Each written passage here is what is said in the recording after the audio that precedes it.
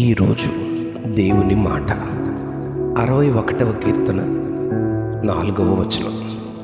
నీ రెక్కల చాటున దాగుకొందును, నీ రెక్కల చాటున దాగుకొందును.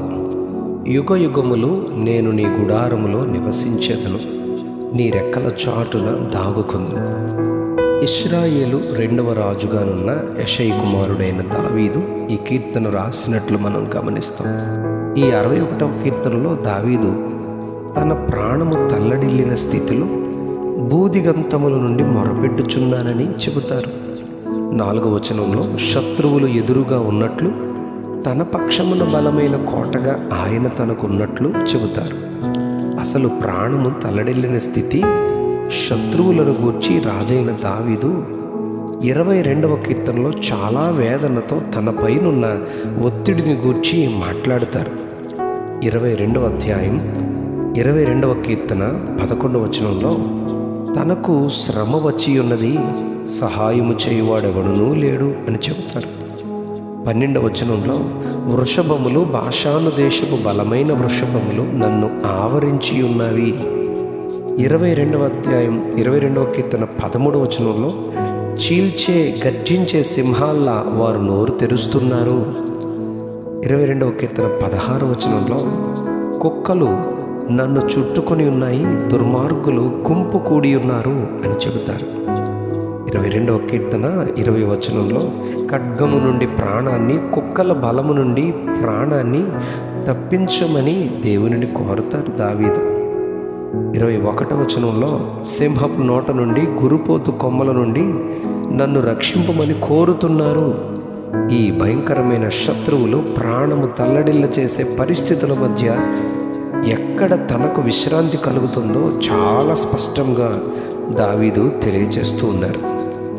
23వ కీర్తన 6వ వచనంలో చిరకాలము యెహోవా మందిరములో నేను నివాసము చేస్తాను గనుక నేను బ్రతుకు దినములన్నీ కృపాక్షేమములే నా వెంట వస్తాయి, శత్రువుల ఎదుట నా ప్రభువు నాకు భోజనము సిద్ధపరుస్తారు అని చెప్తారు.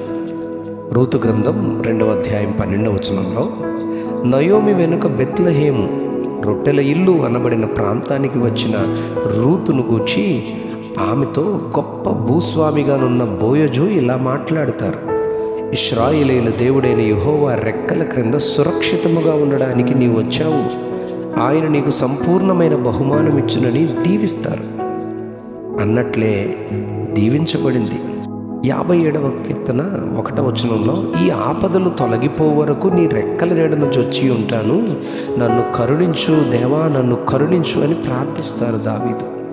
63వ కీర్తన 7వ వచనంలో నీవు నాకు సహాయకుడవు, నీ రెక్కల చాటును చరణుజొచ్చి ఉత్సాహధ్వని చేసుకుంటాను అని ఎంతో సంతోషంగా దేవుని సన్నిధిని గురించి దావీదు ఎంతో గొప్పగా చెప్పుకుంటారు.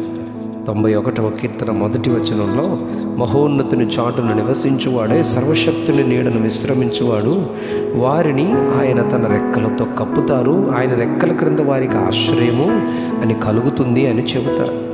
లోకమందున్న ఈ భయంకరమైన పరిస్థితుల మధ్య దేవుని పిల్లలముగా మనకున్న ఒకే ఒక దాగుచోటు ఆయన రెక్కలు అనబడే దేవుని సన్నిధి, దేవుని ఆలయము, సియోను కొండ అనబడు నానా విధములైన వర్ణనలు గల దేవుని యొక్క ఒడి మాత్రమే. దావీదు 61వ కీర్తన 4వ వచనంలో యుగ యుగములు నీ గుడారములో నేను నివసిస్తాను అనే వాంఛను తెలియచేస్తారు. మత్తయి సువార్త 11వ అధ్యాయం 28వ వచనంలో యేసు ప్రభు ఇలా పిలుస్తారు, ప్రయాసపడి భారం మోసుకొనుచున్న సమస్త జనులారా నా యొద్దకు రండి, నేను మీకు విశ్రాంతి కలుగజేస్తాను అని ప్రేమతో పిలుస్తారు. రాజైన దావీదు వలె మనము కూడా క్రీస్తు ప్రేమ గల సిలువ నీడలోనికి వచ్చి పలు శ్రమల నుండి విడుదల పొందుకొందుము గాక. అట్టి భాగ్యము ప్రభు మనకు దయచేయును గాక. Amen, amen, amen. నీ రెక్కల చాటున దాగుకొందును, నీ రెక్కల చాటున దాగుకొందును. ఆమెన్.